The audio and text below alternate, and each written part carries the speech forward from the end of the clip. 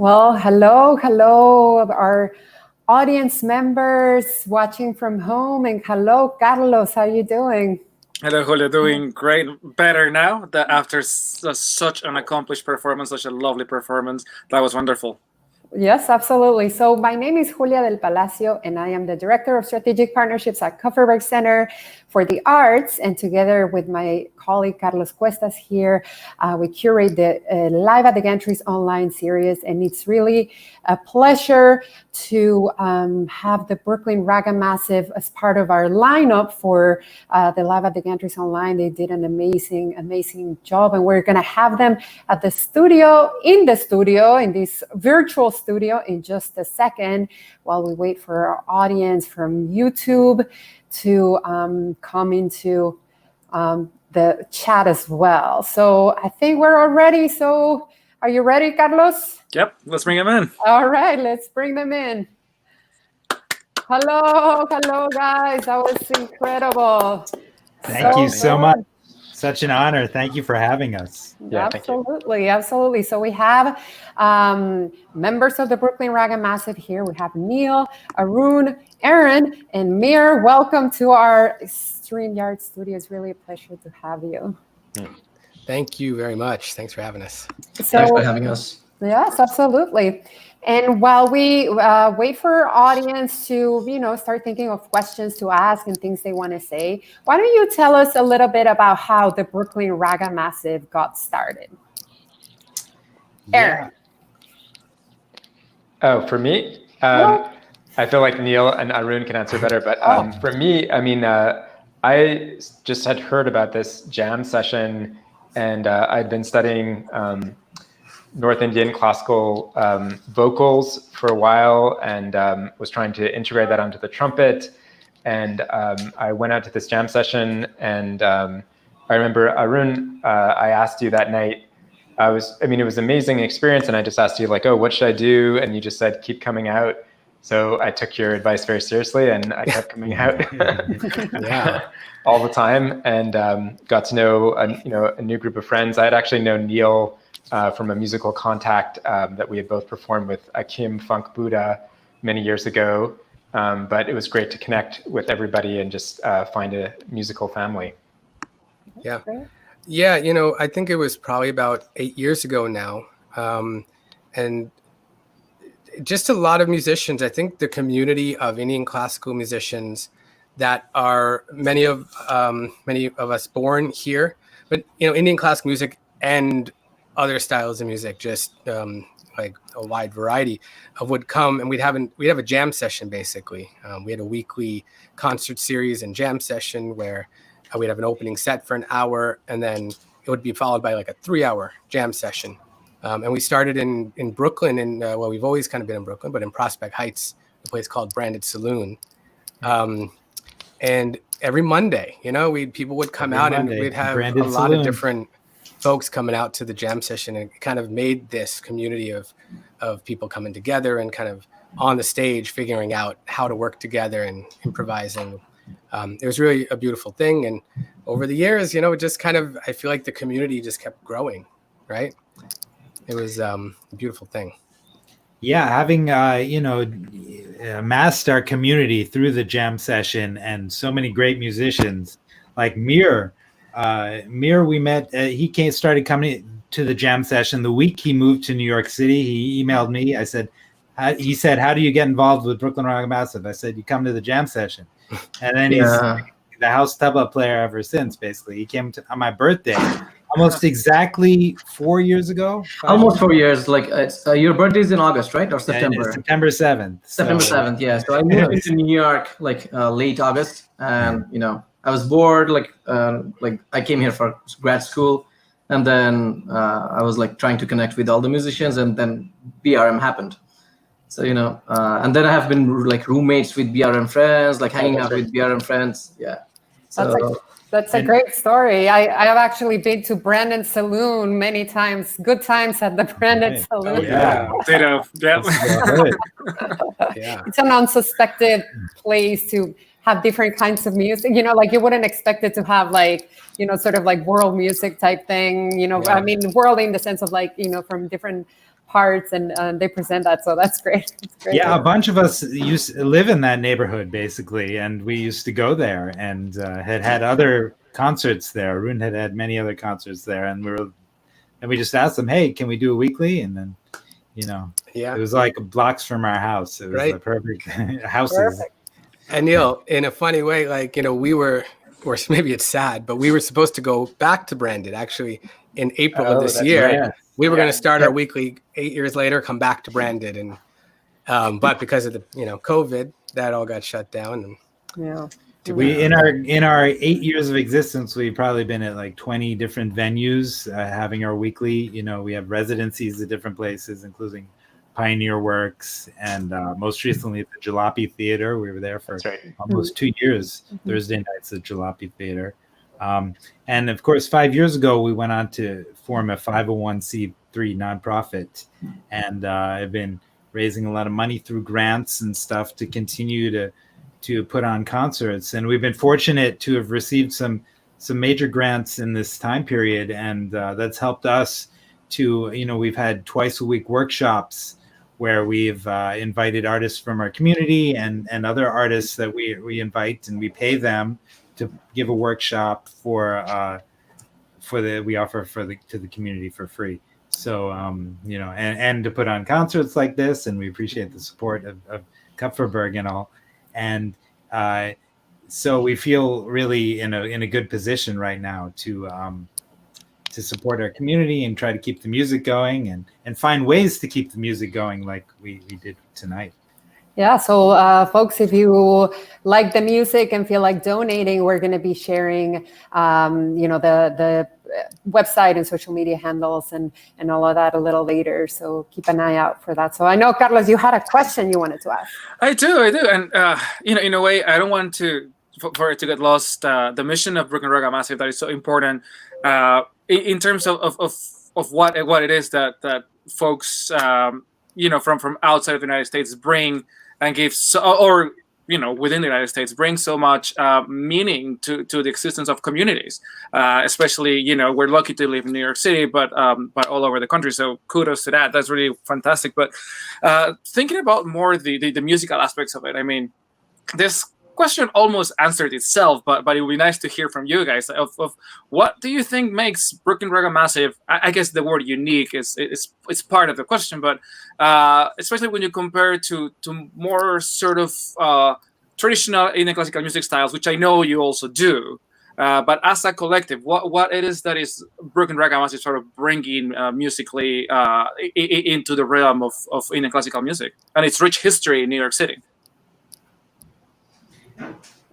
Well, I think a lot of us, I can speak for myself, we can all say a little something, but, we all come from diverse backgrounds, right? And we're all bringing different things to the table, including Indian classical music. And I grew up playing guitar and playing trombone also, in jazz bands and orchestras and marching band and rock music with guitar. So, I have a lot of different things that I can bring to the table that helps keeps me inspired. Yeah. Amir, you want to go ahead, Amir? Yeah. Oh, Aaron or me? Mir. Yeah, go ahead. Yeah, I think yes, like a part of like Brooklyn Raga Massive is like Indian like pure raga music. So in like different weeklies and like for Raga's Life Festival. So there are some events where it's purely Indian classical, and then there are some events where it's more like jazz, like it's clear jazz, and then there's a lot of overlap. Say for example, like my instrument like that I play. So before like BRM, I never played it in a setup where there are other jazz musicians, and for me to express myself like throughout totally Indian vocabulary of like the tabla. So that won't make sense, or that won't fit in a lot of music. So I think it's basically, every musician who is bringing something new. So they are basically reshaping the way of their playing, their instrument, and they're stretching their, efforts and their improvisation. So that's how it's different from particularly any Indian raga music or jazz or any other like specific genre. So that's my take on it. Sure. I think a lot of that happens, going off of what Mir said, is really coming back to the jam session, in the sense that a lot of that adjusting and finding each other and finding yourself happens sort of organically. And I think it's different. It's unique from other communities. The other communities have jam sessions, but there's an inclusivity that Brooklyn Raga Massive has that I think is unique, in which there's a very welcoming environment. You often get musicians on stage of varying levels and experience, and it's a really welcoming atmosphere, and everybody can really benefit from that, whether you're in more of a supportive role or you're pushing things forward. And that just gives us a very, I think, different kind of standing when people think about Brooklyn Raga Massive events, and it gives them a different association in their mind, I think.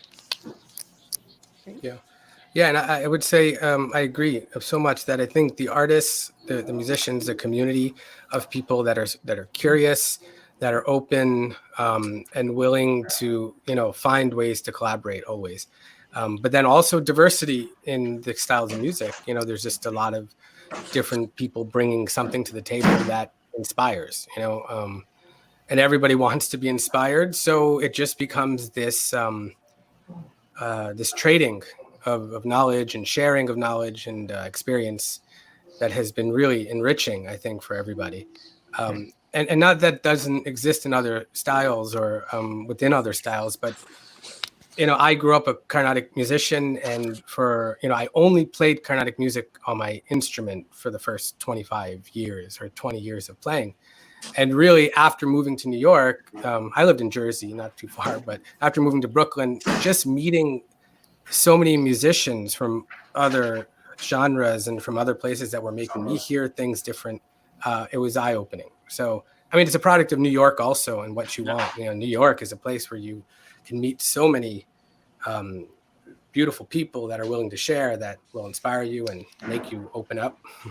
Yeah. So that's great. And it's actually a very good segue for a question from one of our audience members, John, who from YouTube is saying, could Brooklyn Raga Massive have been created in other city on the planet other than Brooklyn? So that's pretty funny. I don't think so. We have people. I mean, Mir can say people come from India, from Bangladesh, from Europe, and they, wherever they're from, and and doing Indian music there. That might be very serious musicians or fans of Indian music, and they will say that no, there's no scene that's like this, where it's just kind of absolutely, competitive, just supportive. Yeah, and after BRM happened, like I at least know about two other communities that sort of that grew, that followed BRM later in different cities. So I know about one in Washington DC, and that's District of Raga, and then a Berlin Raga tribe. So that's in Berlin, Germany. They were all inspired by us, for sure. Yeah. There's no doubt about that. Raga. I know the Berlin Raga tribe. In fact, I know them personally, so it's definitely, the inspiration is there. So, and we would like to have more BRM in different places with different names. So that's not a problem. But I think we were the first one to do it. But it's an invitation. I think the potential, it can exist in other places. I mean, there's always a unique environment in Brooklyn, in New York, and just in terms of how many musicians from different backgrounds you're going to get coming together. But if somebody wants to start one, I mean, they by all means should. I mean, it's even if you're following a model previously, only good things can come from it, I think. Yeah, many of us knew each other for years before we started the Brooklyn Raga Massive, and we all played in each other's bands and played Indian classical music together. And then one day we were all at a barbecue at one of our co-founders, Samir Gupta's house in his backyard, and I will take credit. I coined the phrase. I was like, look around us, all these amazing musicians here. This is the Brooklyn Raga Massive right here. Amazing. That's well done, and it's may it live a very long time. You guys are doing a fantastic job. So much so that our friend from YouTube, Teresa Lenz, is saying, such a great show. Thanks for sharing your music with us. So, you guys got a fan there. Thank you, Teresa. And there is a question from the Shakedown Dance Collective from our Facebook audience. You're a collective too, right? What's the most musicians you've had on stage or in a jam session before? Great work. Well, we were just kind of talking about this in the pre-show, but I don't know if Joe's we do a version of In C, Terry Riley's In C, which is like a minimalist composition, and it features like a very big band. I think we had 22 at Joe's Pub. Neil, we played at Art Cafe many years ago. 20 in Art Cafe, which tiny space. Could have been 25. I don't know, but What it's been in about that ballpark. How many were at the MoMA? Was that more or the same? We're all spread out, MoMA. maybe. Around the same. Probably around the same. And then another thing, BRM has just put out an album in collaboration with Adam Rudolph's Go Organic Orchestra. He's an amazing percussionist, and an album called Ragmala. So, Adam's orchestra is the Go Organic's been around for a long time. I think they have 20 some odd, or 30 probably. And then it was 8 or 10 of us. So there was 40 people on that record. That wasn't a live show, but we have about 25 to 30. On the live show, easily, yeah. And keep in mind, this is also very unconventional for Indian classical music to have that. Usually it's duo or trio or, quartet in Carnatic music. Often. Yeah, maybe like for Tal Vadya Kacheri, like 4 person percussion ensemble. So not more than 4 ever. That's one of the reasons that we did like something like In C. It's a very community-oriented piece written by Terry Riley, and it allows for all of us, everybody in the collective, to play together essentially. Yeah.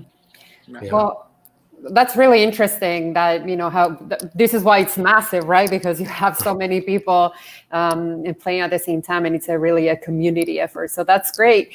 We have another question from Facebook, the CUNY Dance Initiative. They are curious if the Southern Indian classical sound may differ from another area of India. Would love to understand it better. Yeah, I could take that. Basically, I'm coming from the Southern classical tradition called Carnatic music. So the South Indian classical music is called Carnatic. The North Indian classical is Hindustani. And Carnatic music uses a mridangam as the percussion instrument, as opposed to what Mir was playing, which was the tabla, which is a North Indian instrument. Some of the instruments differ, like sitar and sarod are from North India. Whereas violin is very prominent in South India, and the veena, and it's very vocal centric in Carnatic music in South India. And there's some differences. They're kind of rooted in the same things. They the theory of raga and tala, these kind of core elements of Indian classical music, is the same in both North and South. But their approaches to improvisation are different. Some of the forms are different. And the ragas slightly differ. But it's a beautiful kind of, arc that goes like this, and, all the music in between is pretty incredible. Definitely. Yeah. I mean, it's obviously a massive country, so the variety of music is just too much to account. But that was really succinct. Thank you. We have a hello from Forest Hills, Queens, by Khalil Ahmadi. So shout out from Khalil from Forest Hills. That's pretty cool. All right, Queens. All right, Queens. And Ken Fields from our Facebook audience says, thank you guys. I'm so happy. What does a global Brooklyn Raga Massive, to go back to the earlier conversation, look like in networked future, even after COVID? May you jam with people in other countries, including the steady latency factor? Hello, Ken. Well, shout out to Ken. Ken is actually the creator of Arts Mesh, which is the program that we use to record this. This was a live recording. We didn't just play now. It was live, but we did play together live using Arts Mesh. This is a way to play with low latency and very high quality audio, especially if you're within a few hundred miles together of each other, and if you're in the same city, then it's really, really great. So it allows us to play in real time, and that's if you're within a few hundred miles. You can't escape the speed of light, however. So Sure. if if somebody's on the other side of the country or in Hawaii or in another part of the world, you can still make music. I was just watching an article about this, NPR article about this today, and the guy said no, they can't. New York and Hawaii can't play music, and I was like, no, that's wrong. You can play music. You just have to expand your mind about what music can be. Sure. You can't play a conventional like time signature or a jazz standard. You have to play something like Terry Riley's in C or something more abstract. But you can play in rhythmic time actually if you calculate the latency between yourself and the other person, and you set your rhythm to be that latency, basically, that round trip latency. So then you're kind of playing in beat together, but my one is your two. There's just like 1 1 1 1 1 1 kind of thing. There you go, musicians in the audience. There's a challenge. Yeah, sounds easy, right? Like, but latency it's not that outside of a concept. It's just that I think with the technology, we're expanding it well beyond anything we could have imagined. But when you're in a big hall with a huge orchestra, there's a latency, and I'm not a Western classical trained musician, but there is an element of that when somebody's conducting to anticipate and to make up for that difference in how long the sound travels. So it's not, I think there's a way to kind of bridge the gap and start to expand that. And I think in the times that we're in, that it's an opportunity, and the technology is allowing that. And also, in this time, it's sort of a challenge, and I think the technology is catching up as internet connections will, I think, inevitably get faster. This kind of way of playing could be more common. I mean, of course, playing in person, I would love to do that again as soon as possible. But it also might be another way to increase connection between people across long distances. Definitely. And we hope that we all get to play music in person again together very soon. We have another question from Wendy Moscow in YouTube, who says, for Mir, actually, so get ready. I was astonished recently to see a clip of a drummer on a Western drum kit riffling off a tabla language. Any comments about that? Tabla transcending its origins. Okay, so go for it. Yeah, so it's basically, I would say, in our Indian tradition and in other tradition, it's basically how you express yourself and what are the vocabularies.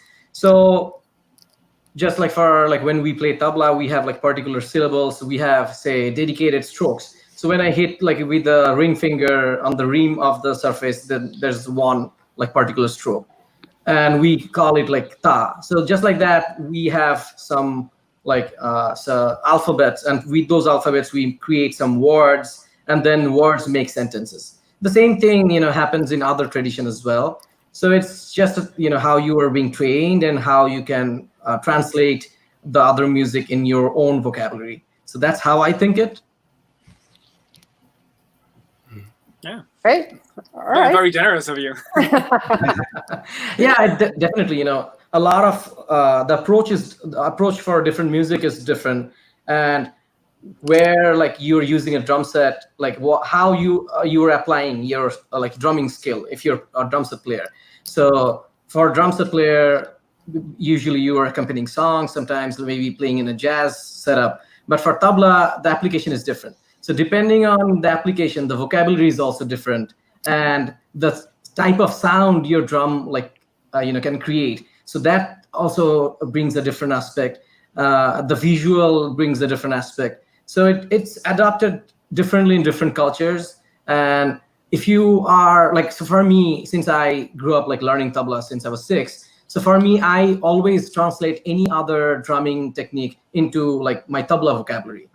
I see that, and just like a language. So I'm like a native Bengali speaker. So in my head, everything is getting translated in real time in English, like from Bengali to English. So just like that, me as a tabla player, I think like a tabla player, and anything that I hear, I just translate it, and vice versa, for other drummers. So that's like my take. I don't know like how other people think. And maybe like this question, Neil or like Arun or Aaron, I think like you can also add something. Well, I'll also play a little bit of percussion, some frame drums, and have studied some of the Indian bowls, North and South Indian, and apply them all to all my instruments actually. So it doesn't seem at all surprising to apply to a drum set at all. Yeah.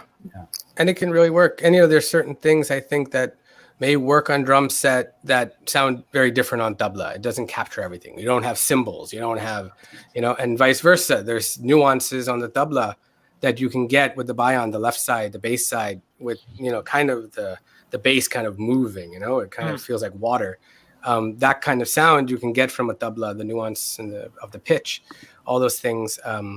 You might not be able to capture exactly on the drums, but that's why they're different. And I think when you translate it, then all of a sudden it takes a new life. Right? Sure. And Yeah, that works. Yeah, go ahead.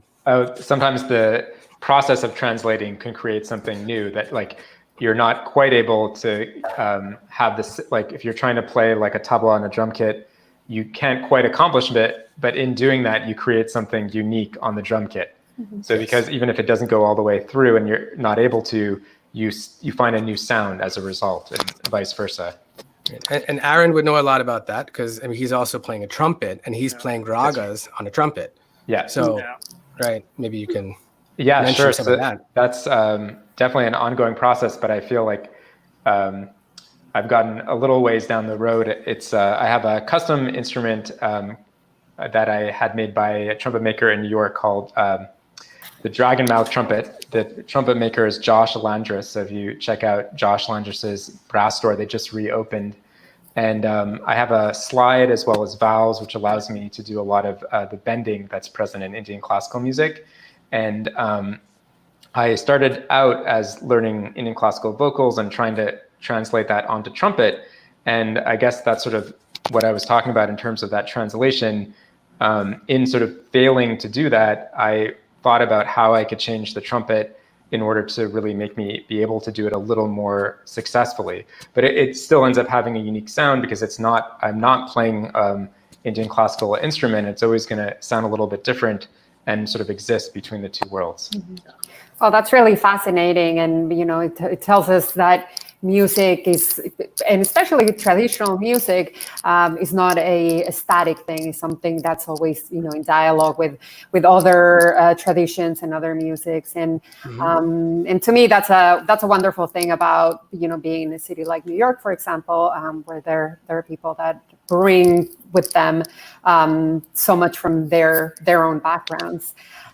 So with that, we're going to start wrapping up. It's been really a pleasure to have you. Tell us, how can people find you? What's your website? What's your social media?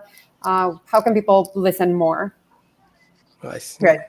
I see you got it down there, which is great. And, BrooklynRagaMassive.org.com, they'll both work.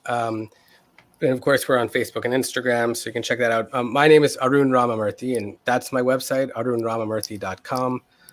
Also on Facebook and Instagram, as everybody is. So everybody is these days. And okay, and since you said before, you guys are a 501c3, so if people want to make donations, they can do so, and they're tax deductible, correct? Yeah, absolutely. You can go to our website and sign up on our mailing list. And we have, in these COVID times, we're having workshops once or twice a week. Next month we'll be featuring Pandit Krishna Mohan Bhatt, who's a great sitarist, my teacher, and he will be elucidating about different ragas every week. Next week will be about Rag Darbari and then different ragas. So he's going to play sitar and play old recordings that he has that nobody else has. Wow. And talk about the ragas. Is going to be amazing. So we're putting on lots of events still in these times, and thanks to Kupferberg for having us at this event. Absolutely. It's been thank a real pleasure and a fantastic set. And to our audience members, remember to keep coming back every Tuesday. Well, we only have August left, but we have 4 more concerts to go every Tuesday at 7 p.m. Next week, we have Fernandito Ferrer from Puerto Rico, who's going to be singing his own take on Nueva Canción. So keep coming back. Thank you so much, guys. And hope to see you soon again. Yes. Thank you, guys. Thank you very much See you in the for flesh having us. sometime soon. Yes. Thank you.